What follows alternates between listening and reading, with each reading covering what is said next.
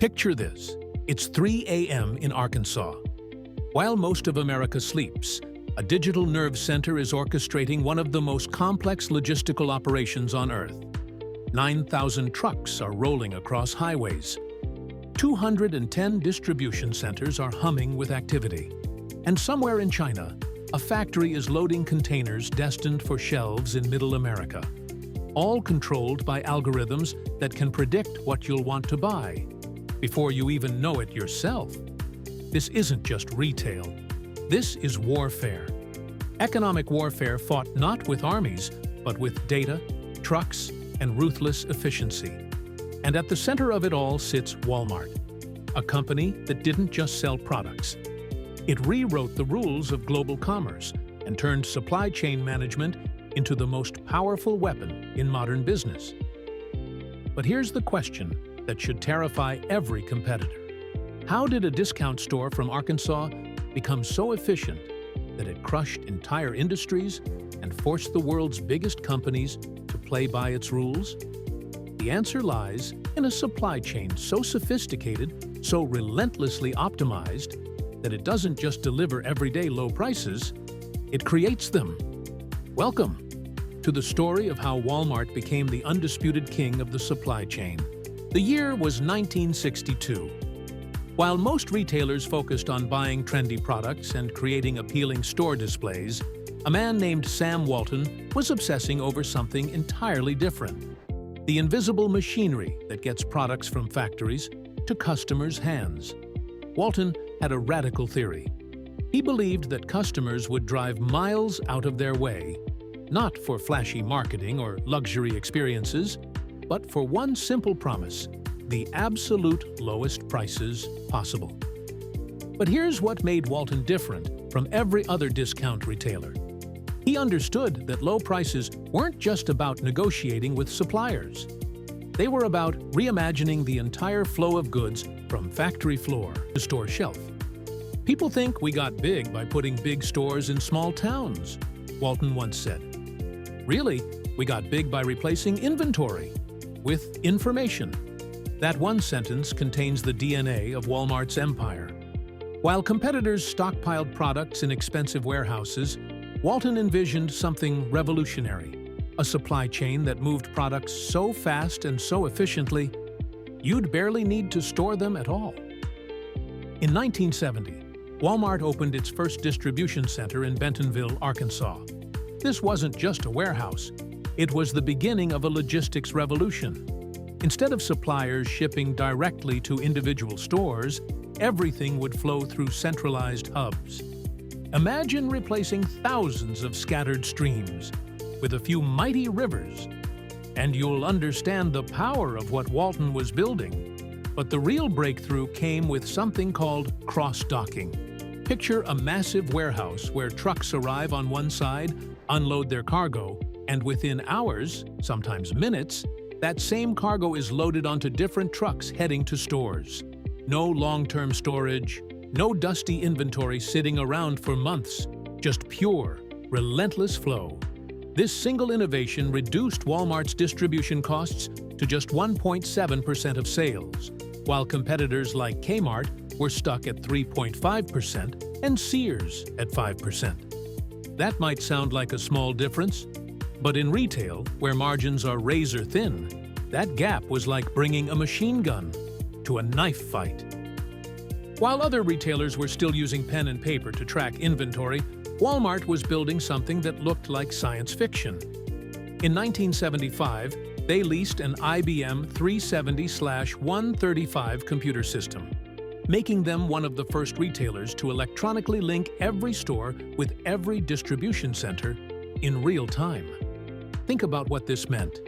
Every time someone bought a tube of toothpaste in Nebraska, that information instantly traveled to headquarters in Arkansas. Every sale, every trend, every shift in demand, captured and analyzed faster than any competitor could imagine. But Walmart's masterstroke wasn't just collecting data, it was sharing it. In 1992, they launched something called Retail Link, a system that gave suppliers direct access to Walmart's sales data. This was revolutionary. Suddenly, Companies like P&G, Procter & Gamble could see exactly how their products were selling in real time, store by store, hour by hour. Here's where Walmart changed everything. Instead of Walmart guessing how much inventory to order, suppliers became responsible for managing their own products on Walmart's shelves. It was called vendor-managed inventory, and it turned the entire relationship between retailer and supplier upside down. P&G didn't just sell soap to Walmart. They became partners in predicting demand, managing inventory, and keeping shelves stocked. The results? Immediate and devastating to competitors. Within 6 months of implementing data-driven replenishment, Walmart's sales jumped by $8.5 million. By the late 1990s, over 90% of their suppliers were plugged into this digital nervous system. And here's what made it truly genius. Every supplier that connected to Walmart's system had to upgrade their own technology just to keep up. Walmart wasn't just optimizing its own operations. It was forcing an entire ecosystem of manufacturers, distributors, and logistics companies to become more efficient. The company that once spent $1 improving its technology would trigger $10 in improvements throughout its supply chain. This wasn't just business strategy. This was economic warfare through efficiency. By 1987, Walmart had built something that sounded like it belonged in a spy thriller, the largest private satellite communication system in America. $24 million of cutting-edge technology, linking every store, every distribution center, every truck in their fleet. Picture this. A storm hits Florida, and within hours, Walmart's satellites are tracking buying patterns, predicting which emergency supplies will be needed, and automatically rerouting inventory from distribution centers across the Southeast. While competitors were still making phone calls and sending faxes, Walmart was operating with military-level coordination. This satellite network enabled something called continuous replenishment. Instead of stores ordering products weeks in advance and hoping they guessed right, Walmart's system could detect when a product was running low and automatically trigger a shipment from the nearest distribution center. It was like having a circulatory system that could sense exactly where blood was needed and pump it there instantly. But the real power wasn't just in the technology, it was in the speed of decision-making. When Hurricane Katrina devastated New Orleans in 2005, FEMA, the Federal Emergency Management Agency, was still organizing meetings, while Walmart's supply chain was already in motion. The company donated $20 million in cash, deployed 1,500 truckloads of merchandise, and provided food for 100,000 meals, faster and more efficiently than the federal government. Their logistics network had become so sophisticated that it could respond to natural disasters better than government agencies. This wasn't just about selling groceries anymore. Walmart had built infrastructure that could reshape how goods moved across entire continents. Here's where Walmart's strategy becomes almost unstoppable. They discovered something economists call the virtuous cycle, a self-reinforcing loop that gets stronger every time it turns. Step 1. Supply chain efficiencies reduce costs. Step 2. Lower costs enable lower prices. Step 3. Lower prices drive higher sales volume. Step 4. Higher volume justifies bigger investments in supply chain efficiency. Step 5. Return to Step 1, but now with even more power. Every cycle made Walmart stronger and competitors weaker. By 1990, Walmart had become America's #1 retailer, and their cost advantage was growing wider every single year. But here's what made this cycle truly devastating to competitors. Volume equals negotiating power. When you're buying products in quantities that can make or break a supplier's entire year, you don't just get discounts, you get to dictate terms. Walmart pioneered something called direct procurement, cutting out wholesalers and distributors entirely, and buying straight from manufacturers. Imagine removing every middleman's markup from the cost of goods. That's exactly what they did, often saving 10 to 15% on product costs while competitors were still paying distributor fees. They also created their own private trucking fleet. 9,000 tractors, 80,000 trailers, and over 11,000 drivers logging 700 million miles per year. While competitors dealt with unreliable third-party trucking, Walmart controlled every mile of delivery, optimizing routes with military precision and achieving 102% improvement in fuel efficiency between 2005 and 2015. This saved them nearly $1 billion annually. But perhaps most importantly, Walmart understood that their suppliers' success was their success. They didn't just squeeze vendors for lower prices, they helped them become more efficient. Walmart would share forecasts, provide technical expertise, and even help suppliers redesign their operations to eliminate waste. This created an ecosystem where everyone in Walmart's orbit had to become hyper-efficient to survive. And those efficiencies ultimately flowed back to customers as lower prices. Fast forward to today, and Walmart's supply chain looks like something out of a science fiction movie. The company processes 2.5 petabytes of data every single hour. That's the equivalent of the entire Library of Congress, every hour of every day. They've deployed what they call agentic AI, artificial intelligence that doesn't just analyze data. It makes decisions and takes action without human intervention.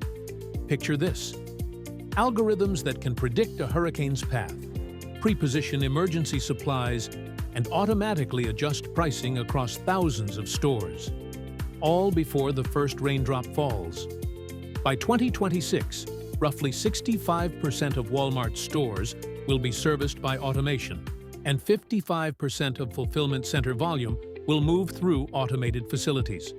These improvements could reduce unit costs by approximately 20%, savings that flow directly to customers. But here's what's truly revolutionary. Walmart has created self-healing inventory. When the AI detects that a product is running low in one region but overstocked in another, it automatically triggers transfers without any human involvement. It's like having a supply chain that can diagnose and cure its own problems in real time. They're also using something called digital twin technology, virtual replicas of their physical operations to test new ideas and predict problems before they happen. Imagine being able to simulate what would happen if a major supplier had production issues, or how a new store layout would affect customer flow, all without any real-world risk. This isn't just efficiency anymore. This is prophecy. But with great power comes great responsibility and great criticism. Walmart's relentless focus on efficiency has created some uncomfortable realities. The company's negotiating power is so immense that suppliers sometimes accept deals that barely keep them profitable, just to access Walmart's massive customer base. Small manufacturers have closed factories, unable to meet Walmart's price demands. Entire industries have moved production overseas to achieve the cost savings Walmart requires. And there are concerns about labor practices throughout the supply chain. When you're squeezing costs at every level, the pressure often gets passed down to workers, from warehouse employees to factory workers in developing countries. Walmart has responded by implementing comprehensive sustainability programs and responsible sourcing initiatives. Their Project Gigaton has already helped suppliers reduce over 750 million metric tons of CO2 emissions, the equivalent of taking more than 160 million cars off the road for a year. But the fundamental tension remains. The same ruthless efficiency that enables everyday low prices can create difficult trade-offs between cost, sustainability, and worker welfare. Here's what makes Walmart's story so important. They didn't just build a successful business. They created a blueprint every major retailer now follows. Amazon's fulfillment centers, inspired by Walmart's cross-docking innovations, Target's supply chain automation, playing catch-up to Walmart's decades of investment, the entire concept of using data to predict customer demand. Walmart pioneered it back in the 1980s. But perhaps most importantly, Walmart proved something that changed business forever. In the modern economy, The real battlefield isn't the storefront. It's the invisible supply chain that customers never see. Today, as we watch companies like Amazon push the boundaries of delivery speed and Tesla revolutionize manufacturing, we're seeing the next chapter of the supply chain revolution that Walmart started. The principles remain the same. Use technology to eliminate waste, share data to create partnerships, and never stop optimizing the flow of goods from producer to consumer. Walmart didn't just build stores. They built a supply chain so powerful, it reshaped global commerce. And they proved this. In business, victory doesn't always go to whoever has the best product or the flashiest marketing. Sometimes, it goes to whoever can move products from point A to point B, faster, cheaper, and more efficiently than anyone else thought possible. That's the real lesson of Walmart's empire. Master the supply chain. And you don't just win market share, you write the rules that everyone else has to follow.